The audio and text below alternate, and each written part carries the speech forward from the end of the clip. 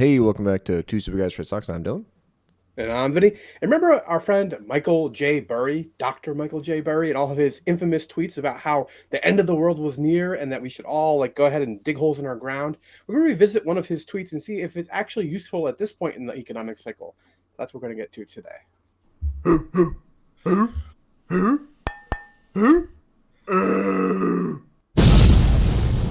Two Super Guys trade stocks. Like which All right. tweet? There's a lot of Well, these.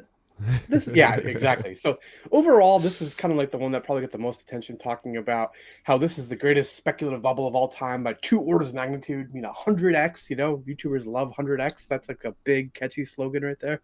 But in particular, he mentioned one as we start to see some business failures. Right, we're going into a tougher economic cycle where we saw a lot more money's become more expensive. A lot more kind of culling of the herd, if you will, a little bit of bad businesses, zombie businesses. So, he talked about failures. Watch for failures, then look for the bottom. Okay, So this so is his a little over 1 year ago, right? So 9 yeah, 7 22, and he is historically early on yes, everything he oh does. yes. So we revisited the 2008 Great Recession to look at the timing between failures as measured by bankruptcies correlated with the stock market bottom. All right. The bankruptcy filings are definitely on the rise here. This is from the it's a U.S. Courts Association. So real good data here as far as the number of bankruptcies. And you see total bankruptcy filings rose 13%, and business bankruptcy filings up 30% for a 12-month rolling period ending this September. We only get quarterly numbers on this, unfortunately, so it's not the most Okay. granular information. But what do you think about hearing 13% overall and 30% up for business bankruptcies? Um, is there a way to look at like a trend? Like how many? Because the problem is I don't like how these things are reported because the month prior could have had like the zero. So then we're up 13% from that month. Yeah, yeah, agreed. Right. We've seen that kind of skew talking about delinquencies on auto loans. Oh, it's up significantly over year. But I don't think people realize just how easy money was in that Yeah. 2001 kind of time period. It is historically low. You're going to see here in a second how this compares to historical number of bankruptcies. All right, so we all remember the 2008, or at least have heard of the 2008 Great Recession, right? So when did bankruptcies peak following that? It was actually not until the first quarter of 2010 that we saw the peak of bankruptcy filings, right? So it was pretty delayed. Okay, I'm going to show you exactly when the stock market bottom was at that point in time. So the stock market bottom actually was in 2009 in February. So it took almost 15 months from when there was a stock market bottom to when bankruptcies actually peaked, and you wouldn't know it's a peak until probably 1 or 2 quarters after that effect. So this is definitely a trailing kind of data point. All Got it. right. So bankruptcies first, then market bottom. No, all the way around. So I'm market sorry, bottom market bottom, and then then bankruptcies. bankruptcies later, like over a year later. I All did right. say that And like I backwards. said, Oops. to know that it was a peak, you probably need at least 1, maybe 2 quarters after that to show that, all right, now we're in a consistent downward trend, to say that the peak has indeed happened and that we're moving past that point. So when you look at the actual run numbers here, this is what we're looking at as far as actually bankruptcies. If you kind of catch this, if you look down here to 2020, look at the levels, right? For those of you more visually oriented, we're going to show you a chart that much better summarizes how different this world is right now in terms of bankruptcy filing compared to pre-pandemic. Yeah. All right.